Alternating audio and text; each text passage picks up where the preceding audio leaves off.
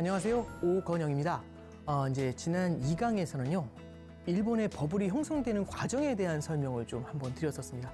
플라자 합의라는 거 기억나세요? 엔화가 급격한 강세를 보였다는 거, 그죠? 그리고 이제 엔화가 강세를 보이는 과정에서 미국의 이제 무역 적자가 줄어드는 과정들, 그런 걸 한번 좀 보여드렸죠. 근데 아마 2강 들으시면서 그 생각 하셨을 거예요. 복잡해서 못 알아듣겠다, 이런 생각 아마 하신 분들 계실 겁니다. 그래서 우리가 이제 환율을 볼 때 되게 중요한 게 뭐냐면 1달러에 1,000원이라고 한번 해보죠. 이 얘기는 뭐냐면 1,000개의 원화가 있으면 1개의 달러를 살 수 있다는 얘기입니다. 자, 근데 여기서 환율이 올라간다고 해보죠. 그러면 환율이 오르면 1달러에 1,500원이 되는 거고요. 환율이 내리면 1달러에 500원이 되는 걸 겁니다. 자, 그러면 환율이 오른다 떨어진다라고 하잖아요. 어렵게 생각하지 마시고요. 환율이 오른다는 건 뭐냐면 달러 환율이 오른다예요. 달러 환율이 오른다는 얘기는 달러 가치가 올라간다는 뜻이죠. 달러 환율이 올랐잖아요. 그럼 달러가 비싸졌다, 달러가 강세다라고 이해를 하시면 됩니다. 그래서 우리가 환율이 올랐다는 얘기는 달러 환율이 올랐다, 달러가 강해졌다, 이 얘기고요. 요거 뒤집어 말하면 원화가 약해졌다라고 이해를 하시면 됩니다. 그럼 자, 보세요. 자, 달러 환율이 내려왔죠. 그죠? 달러 환율이 내려왔다는 얘기는 달러가 약세다라는 말씀이 되나요? 달러 약세는 반대편에서는 원화가 강해졌다라고 이해가 되나요? 자, 그러면 환율이 올라갑니다. 그럼 우리나라 입장에서 잠깐 생각해 볼게요. 한국의 입장에서 보면은 우리나라 원화가 약세를 보이고 있죠. 그럼 우리는 미국에 수출을 하지 않습니까? 사주는 사람은 원래 1달러 주면은 1,000원짜리밖에 못 샀단 말이에요. 근데 1달러 주면 이제 1,500원짜리 살 수 있죠. 왜? 달러가 세지니까, 달러가 고귀해지니까, 유리해지는 거잖아요. 그럼 뭐가 좋냐면은 싸게 많은 걸 살 수 있겠죠. 그래서 어떻게 되냐면 원화가 약세가 되면은요, 미국은 달러 강세, 원화 약세가 되면은 미국은 수입을 늘려요. 한국은 수출을 늘릴 수가 있죠. 맞나요? 근데 반대로 미국은 달러가 강해지니까 수출이 안 되겠죠. 우리나라 사람들 입장에서는 수입을 할 때 옛날에는 1,000원만 줘도 1달러짜리를 수입해 올 수 있었는데 이제는 1,500원을 줘야 1달러짜리를 수입하게 되죠. 그러면 수입 물가가 올라가는 문제가 생기는 겁니다. 반대로 환율이 이렇게 내려갑니다. 환율이 내려가서 달러가 약해지고 원화가 강해지게 돼요. 그럼 어떤 일이 벌어지게 될까요? 달러가 약해지게 되면은 당연히 미국 사람들 입장에서는 싼 가격의 물건을 더 수출하기가 좋아지겠죠. 근데 우리나라 입장에서는 수입할 땐 좋지만 문제는 뭐죠? 원화가 강해지다 보니까 미국 사람들 입장에서 한번 생각해 볼게요. 옛날에는 1달러 주면 1,000원짜리를 살 수 있었는데 이제는 500원짜리밖에 못 사요. 그럼 이러면 수출이 되게 어려워지는 겁니다. 맞나요? 그래서 이 환율이라는 게 참 오묘한 게 뭐냐면 환율이 뛰어올라서 달러가 강해지잖아요. 그럼 미국과 우리나라의 희비가 엇갈리는 겁니다.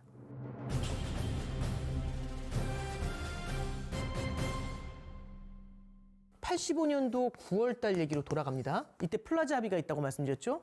이때 1달러에 몇 엔이었냐면 260엔이었다고 말씀드렸어요. 그러면 260개의 엔화가 있어야 1달러를 살 수 있었죠. 이게 쫙 환율이 내려오면서 1달러에 한순간에 불과 1년도 안 돼서 120엔까지 내려왔다고 말씀드렸죠. 자, 그러면 환율이 내렸어요. 달러 환율이 내렸죠. 달러 환율이 내렸다는 얘기는 달러가 약세고 엔화가 강세를 보였다는 얘기인가요? 그죠? 260개를 줘야 1달러를 살 수 있었는데 이제는 120개만 줘도 1달러를 살 수 있죠. 그래서 이 얘기는 뭐냐면 엔화가 강해졌고 달러가 약해진 겁니다. 근데 엔화가 강해지면 어떻죠? 일본 사람들 입장에서 수입할 때는 싸게 살 수 있죠. 수입 물가는 눌러주지만 문제는 뭐죠? 일본이 수출을 할 때 미국 사람들 입장에서는요, 옛날에는 1달러 주면 260엔짜리를 살 수 있었어요. 근데 이제는 1달러 주면 120엔짜리밖에 못 사는 거죠. 자, 그럼 이제 그 뒷얘기를 갖다가 좀 한번 간단하게 이어가 보도록 할게요. 자, 보시면 이때 당시 이제 일본의 부동산 가격이 버블이라는 말씀 드렸지 않습니까? 자, 그러면 일본의 부동산 가격이 엄청나게 올랐다라고 말씀드렸는데, 자, 이게 참 무서운 얘기인데요. 집값이 올라간다라는 게 서민 경제에 주는 부담감이 굉장히 큰 것 같아요.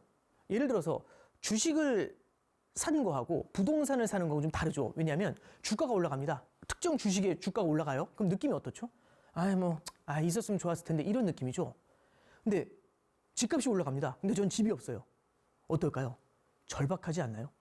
이 집이라는 건요, 부동산이라는 건 내가 거취를 결정할 수 있는 굉장히 중요한 수단이잖아요. 어떻게든 갖고 있어야 됩니다. 매매든 전세든 월세든. 그래서 주식을 보유하는 것과는 전혀 다른 차원인 거죠. 그래서 부동산 가격이 계속 뛸 것 같아요. 그럼 저는 주거비가 더 올라간다는 부담감을 느끼게 되죠. 그럼 이걸 사야 되겠다는 생각이 들지 않을까요? 사람들은 집을 사야 되는데 집값이 되게 비싸지 않습니까? 그럼 보통 어떻게 집을 살 수 있냐면 이럴 때는요, 빚을 내 가지고 집을 삽니다. 주택담보대출을 받아서 집을 사게 되죠. 근데 우리나라 같은 경우는 여러분들 혹시 LTV라는 단어 들어보셨나요? LTV가 뭐냐면 론 투 밸류라고 해요. 이게 뭐냐면은 부동산 가격의 밸류가 있지 않습니까? 가격이. 이 부동산 가격에 대해서 일정 비율만큼 대출을 해준다는 겁니다. 예를 들어서 론 투 밸류 LTV가 60%다라고 하면은요, 1억짜리 집에 대해서요 6천만 원까지 대출이 된다는 겁니다. 왜? 집값이 떨어질 수도 있죠. 그래서 6천만 원까지 대출을 해주는 거죠. 근데 이때 당시 일본은요, 이 LTV가 거의 100%에 육박했습니다. 그러면 돈이 없더라도 대출을 받아서 집을 살 수가 있죠. 그래서 집값이 계속해서 올라갈 것 같습니다. 그래서 집값은 올라갈 것 같은데, 그죠? 대출이 된대요. 큰 금액을 대출받아서 집을 사면 되잖아요. 근데 여기서 문제가 뭐죠? 금리가 문제죠. 근데 금리가 낮대요. 그럼 어떨까요? 요 세 가지가 딱 뭉치게 되니까 일본 사람들이 빚을 내 가지고 집을 갖다가 바이를 하게 된 거죠. 그럼 너도 나도 집을 살려고 달려가면 집값이 어떻게 될까요? 마지막에 팡 하고 솟는 모습이 생기지 않았을까요? 그래서 일본의 부동산 버블이 어마어마한 수준으로 끌어올라가게 됩니다. 근데 지난 시간에 말씀드렸다시피 뒤늦게 중앙은행에서 일본의 중앙은행이 기준금리를 인상했다고 말씀드렸죠. 1년도 안 되는 기간 동안에 2.5%였던 금리를 6.0%까지 끌어올렸어요. 어떤 일이 일어났을까요? 금리가 올라가면 일단 대출받아서 집 산 사람들의 부담이 되게 크지 않았을까요? 많은 대출을 받아서 집을 산 사람이 더 힘들지 않았을까요? 근데 여기 보시면 LTV가 높았다는 말씀드렸죠. 요 케이스에 해당되는 사람들이 일본 사람들이 되게 많았던 겁니다. 그럼 어떻게 될까요? 이자 부담을 너무 많이 느끼겠죠. 아마 이 집을 사기 위해서, 비싼 집을 사기 위해서 대출까지 받은 데다 내가 갖고 있는 현금을 다 떨어 넣었을 거예요. 그런 상태에서 집을 샀는데 금리가 확 올라갑니다. 그러면 이자 부담이 되게 크게 느껴지지 않았을까요? 자, 그러면 모두 이게 숨이 턱에 차겠죠.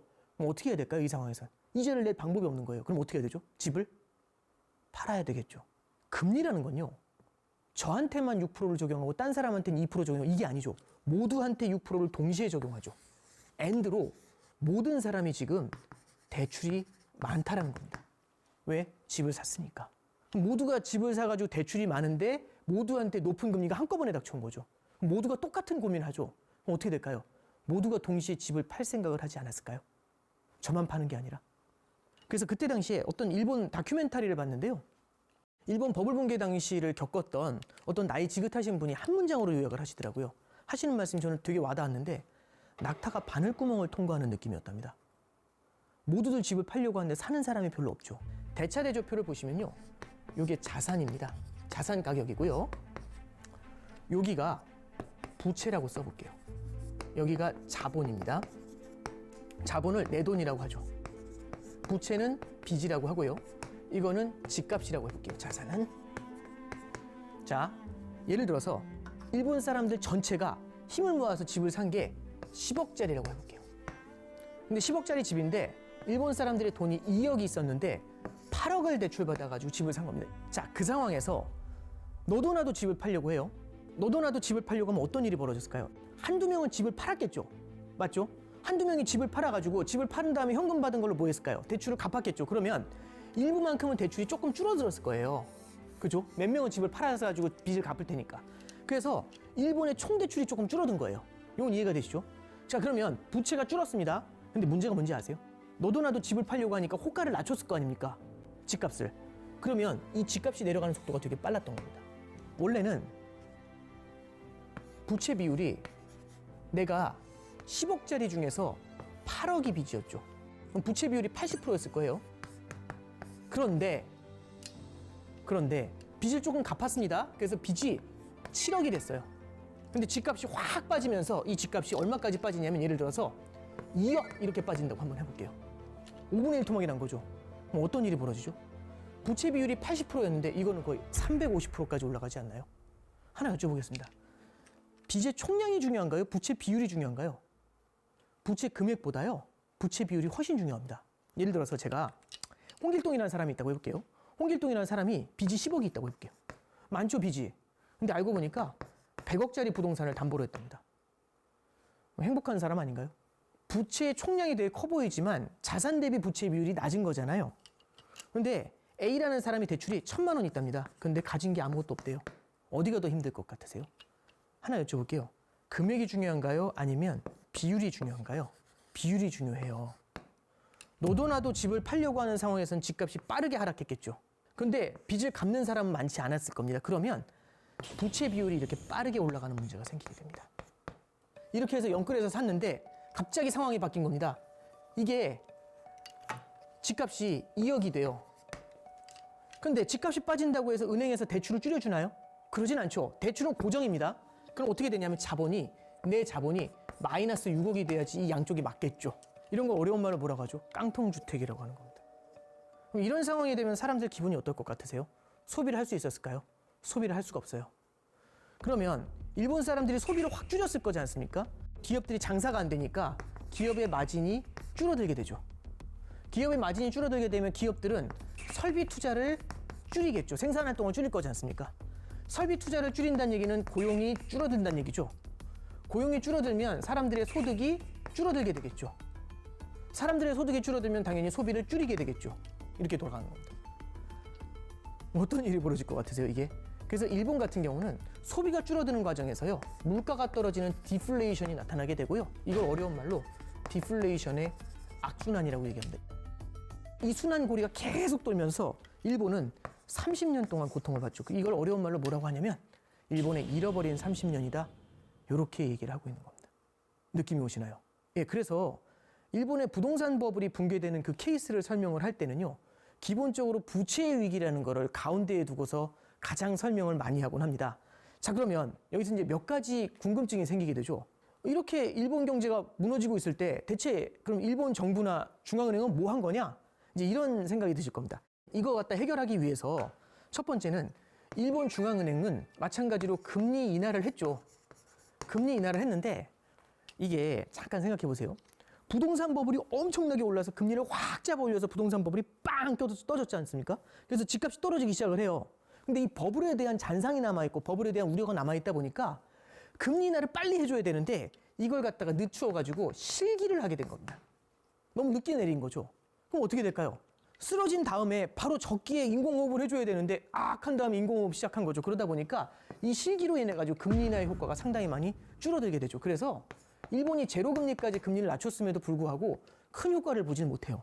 두 번째는 일본에서는요, 국가가 나서가지고 굉장히 많은 돈을 풀어줍니다. 이게 뭐냐면 일본에서 이제 재정 지출을 한다고 하는데 이런 게 있어요.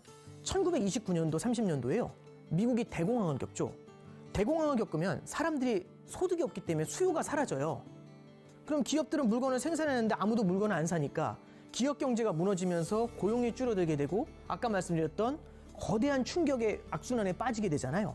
그래서 이때 당시에 대공황 때 어떻게 하냐면 당시 루스벨트 대통령이 이런 걸 해요. 뉴딜 정책이라고 해가지고 예를 들어서 테네시 그 계곡에다가 댐을 짓는 공사를 하는 거죠. 댐 짓는 공사라면 실업자들을 채용을 할 거지 않습니까? 그래서 실업자들이 거기서 일을 해가지고 월급을 받아요. 국가가 주는 월급을. 그래서 그 월급 받은 다음에 뭐 할까요? 맥주를 사 먹죠. 그렇게 하면서 소비를 갖다 이렇게 계속 부양을 하는 겁니다. 그래서 이럴 때는요, 정부가 나서가지고 재정 지출 같은 사업을 해줘야 돼요. 그래서 일본에서 이때 당시에 굉장히 많은 부동산 사업을 한 거죠. 경기 부양을 위해서. 인프라 투자, 뭐 도로 설비 같은 거 만드는 거, 다리 낳고 막 이랬거든요. 근데 문제가 뭐냐면 이때 일본 경제가 꽤 많이 발전해 있었던 거죠. 웬만한 데 다리 다 있고 웬만한 데 도로가 다 있어요. 그런 상태에서 새로 도로를 깔다 보니까 굳이 필요가 없는 곳에 다리를 놓거나 도로를 넣는 겁니다. 그럼 어떤 일이 벌어졌을까요? 이게 경기 부양을 해도요, 특별히 생산성을 높이지 못하는, 효율성을 높이지 못하는 이른바 뭐라고 해야 될까요? 좀 부질없는 일?